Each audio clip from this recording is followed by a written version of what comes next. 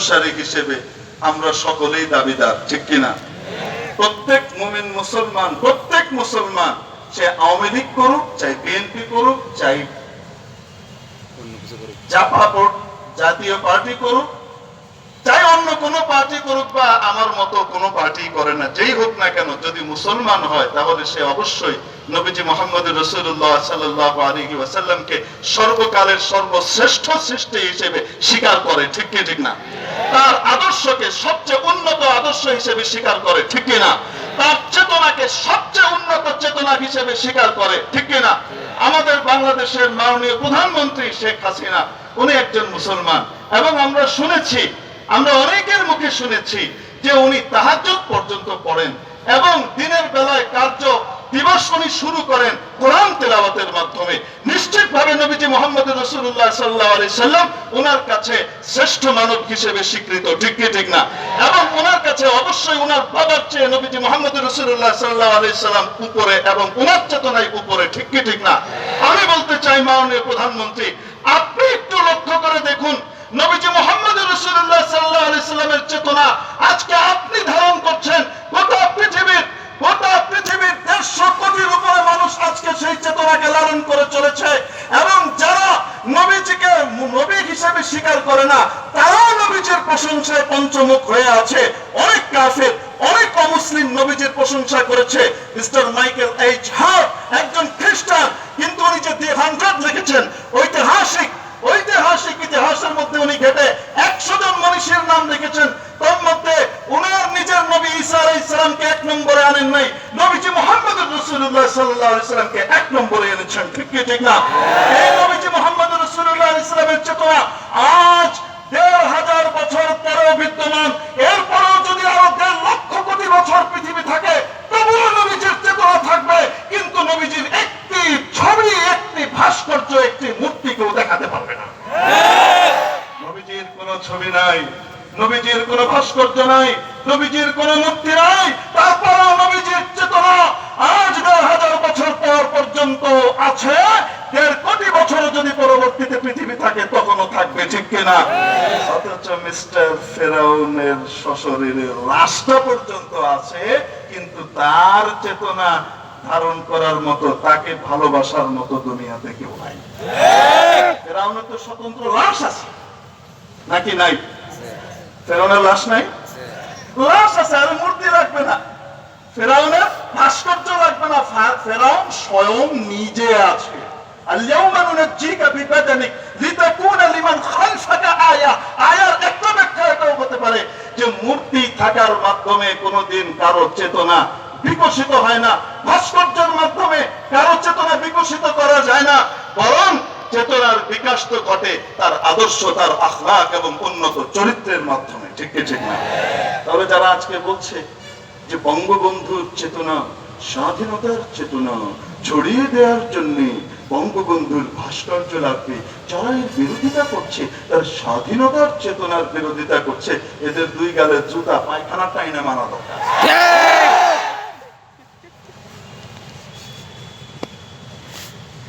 বলেন তো দেখি, ভাস্কর্যের মাধ্যমে ওনাকে স্মরণ করে রাখতে হবে। আমরা বঙ্গবন্ধুকে ভালোবাসি, ওনার যে সমস্ত ভালো কাজগুলো আছে, যে সমস্ত ভালো কাজগুলোকে আমরা স্বীকৃতি দিই, আমরা ওনার ভালো কাজগুলো স্মরণ করি, ঠিক কি ঠিক না? আমরা করি তো, বঙ্গবন্ধুকে আমরা ভালোবাসি। এই ভালোবাসার কারণে আমরা চাই না বঙ্গবন্ধুর স্ট্যাচু বানিয়ে কোন জায়গাতে রাখা হবে, আর কাক চিল এরকম ভাবে শকুন এসে ওনার মাথার ভিতরে পায়খানা করবে আর পেশাব করবে, এটা আমরা বরদাস্ত করবো না, ঠিক কি?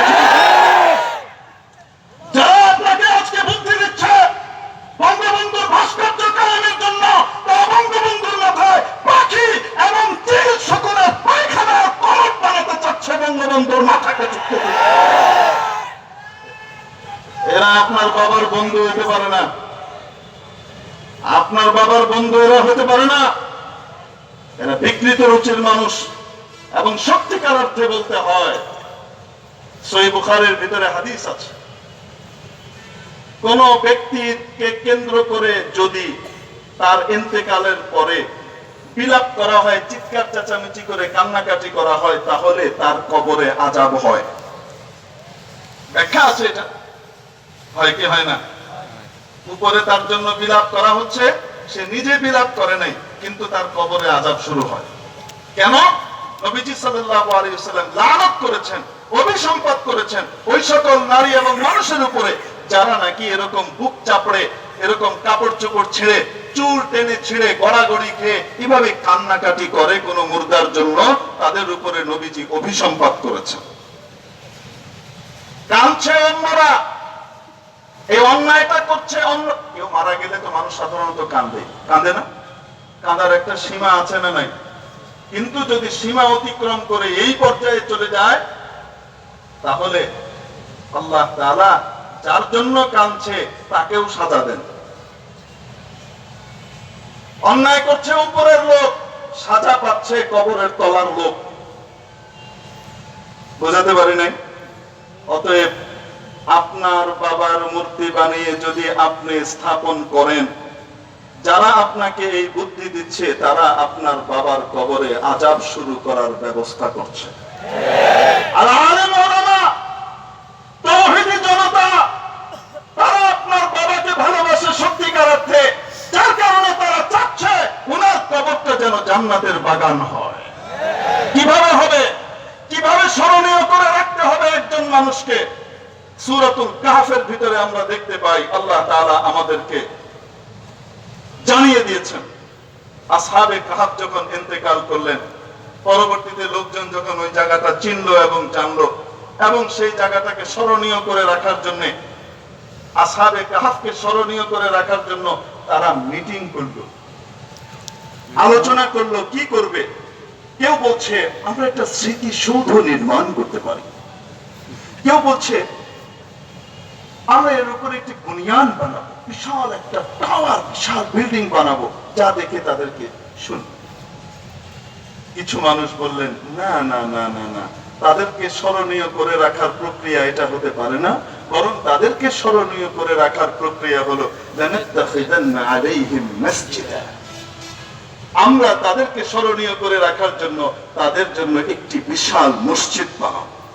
সেই মসজিদে নামাজ হবে, সেই মসজিদে ইবাদত হবে, সেই মসজিদে জিকির আজকার তিলাওয়াত হবে, এবং তার সওয়াব তাদের রূহের কাছে পৌঁছতে থাকবে। মাননীয় প্রধানমন্ত্রী, হিতাকাঙ্ক্ষী হিসেবে আপনাকে বলছি, যারা আপনার বাবার কবরে আযাব শুরু করাতে চায় তারা মূর্তি বানানোর পক্ষে অবস্থান নিয়েছে। আমরা বলতে চাই, আপনি যে টাকা মূর্তি আর ভাস্কর্যের জন্য বরাদ্দ করেছেন, ওই টাকা দিয়ে আপনি একটি বিশাল মডেল মসজিদ করেন, সেখানে নামাজ হবে, জিকির হবে, তিলাওয়াত হবে, এবং এর যাবতীয় সওয়াব আপনার আব্বার রূহের কাছে পৌঁছতে থাকবে। এখন আপনারা বলেন, আমরা বঙ্গবন্ধুর বিরুদ্ধে না পক্ষে? বিরুদ্ধে না পক্ষে? তাহলে আমরা যারা বঙ্গবন্ধুর পক্ষে, তারা কি স্বাধীনতার বিপক্ষে না পক্ষে? বোঝা গেল যারা বঙ্গবন্ধুর বিপক্ষে অবস্থান নিচ্ছে, তার জন্য আযাব শুরু করাতে তার মাথাকে, তার ঘাড়কে কাক পাখি আর চিল শকুনের টয়লেট বানাতে চাচ্ছে, এই সমস্ত লোকরা কোনোদিন বঙ্গবন্ধুর পক্ষে হতে পারে না, তারা তার বিপক্ষে। এবং যারা বঙ্গবন্ধুর বিপক্ষে, তাদের ভাষায় বলতে হয় তারা স্বাধীনতারও। ঠিক কি ঠিক না? এই মূর্তির কারণে শয়তান চাপে, আর আল্লাহ তাআলা বলেন ইস্তাহওয়াযা আলাইহিমুশ শাইতানু ফাআনসাহুম যিকরাল্লাহ উলাইকা হিজবুশ শাইতান। এরা হলো শয়তানের দল। কার দল? এবং শয়তানের দল পারবে না। আল্লাহ তাআলা বলেন শয়তানের দল ক্ষতিগ্রস্ত হবে। তাহলে একটি দল হলো শয়তানের, আর আরেকটি দল কার? আস্তে, আরো আস্তে, আরো আস্তে। আমরা কার দলে যোগ দিব? শয়তানের না আল্লাহ? আল্লাহু আকবার কাবীরা। আল্লাহর দলে যোগ দিলে কিন্তু পরীক্ষা আসবে। আল্লাহর দলে কে যোগ দিয়েছে, কে দেয়নি, এটা তাদের কার্যকলাপে বোঝা যাবে। যারা নাকি আল্লাহ এবং তার রাসূলের বিপরীতে অবস্থান নেয়, আল্লাহ তাআলা বলেন এরা হলো শয়তানের পার্টি, এবং শয়তানের পার্টি দুনিয়াতে আখিরাতে অপমানিত, অপদস্থ আর লাঞ্ছিত হবে। আর যারা আল্লাহর নবীর পক্ষ নেবে, যারা আল্লাহর নবীর পক্ষ নেবে, আল্লাহর পক্ষ নেবে এবং আল্লাহর দলে যোগ দেবে, তাদের জন্য ফলাফল কি? আল্লাহ তাআলা বলেন কাতাবাল্লাহ, আল্লাহ তাআলা সিদ্ধান্ত জানিয়ে দিয়েছেন, লিখে দিয়েছেন, ফয়সালা করে দিয়েছেন। সিগা মুজারে বলে নাই, মাজি। লা আগলিবান্না আনা ওয়া রুসুলি, রাসূলের বিরুদ্ধে কেউ অবস্থান নিয়ে জিততে পারবে না, আমি এবং আমার রাসূলরাই বিজয় লাভ করবে। আমার রাসূলরাই বিজয়ী হবে, আমি এবং আমার রাসূলরাই বিজয়ী হবে। এবং আল্লাহ তাআলা বলেন, আল্লাহ তাআলা তাদেরকে বিজয় দিতে পরিপূর্ণ ক্ষমতাবান এবং সক্ষম। এবং আল্লাহ তাআলা বলেন, এরা কারা যারা আল্লাহর পক্ষে যোগদান করবে?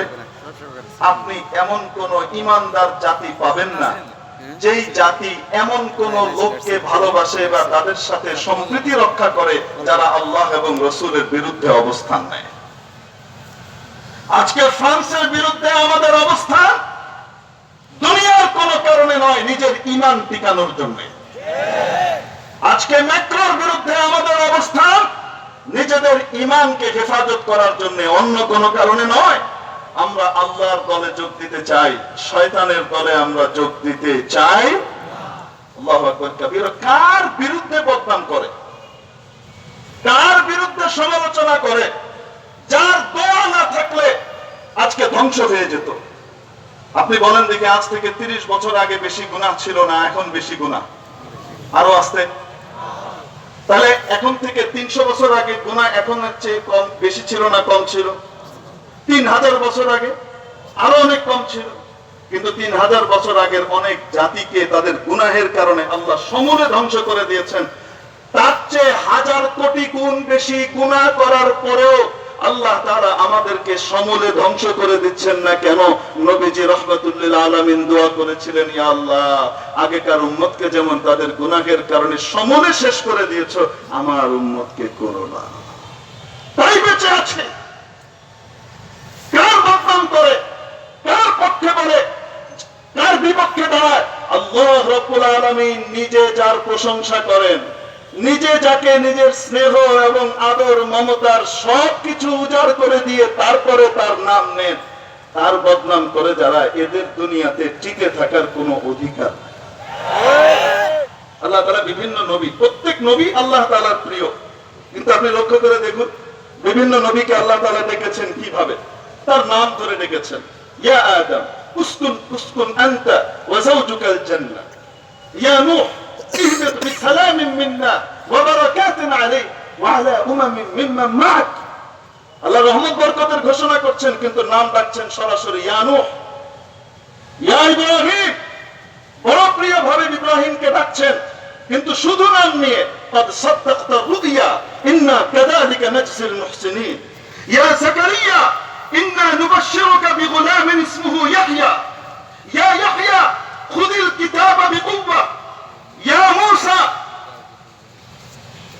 أقبل ولا تخف إنك من الآمنين يا عيسى اذكر نعمتي عليك وعلى ممن معك। অথচ যখন নবীজি মুহাম্মদুর রাসূলুল্লাহ সাল্লাল্লাহু আলাইহি ওয়াসাল্লামকে ডাকছেন, কোন সময় ওনার নাম ধরে ডাকছেন না, ওনার উপাধি ধরে, ওনার বিভিন্ন গুণাবলী ধরে আদর আর মায়া আর সোহাগ দিয়ে ডাকছেন।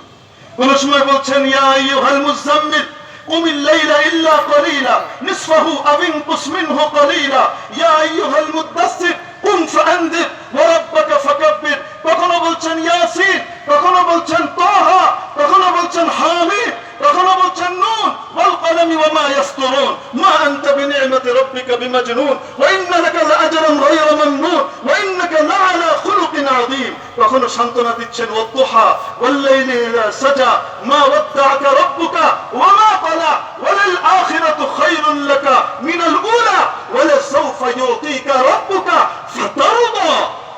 ألم نشرح لك صدرك ووضعنا عنك وزرك الذي أنقض ظهرك ورفعنا لك ذكرك ولقد نعلم أنك يضيق صدرك بما يقولون فسبح بحمد ربك وكن من الساجدين। কখনো ডেকে বলছেন, যখন নাম নিচ্ছেন বিশেষণ সহ মা কানা মুহাম্মাদুন আবা আহাদিন মির রিজালিকুম ওয়ালাকিন রাসূলুল্লাহি ওয়া খাতামান নাবিয়্যিন মুহাম্মাদুর রাসূলুল্লাহ والذين معه أشداء على الكفار رحماء بينهم নাম নিচ্ছেন সম্মানের সাথে আদরের সাথে মায়া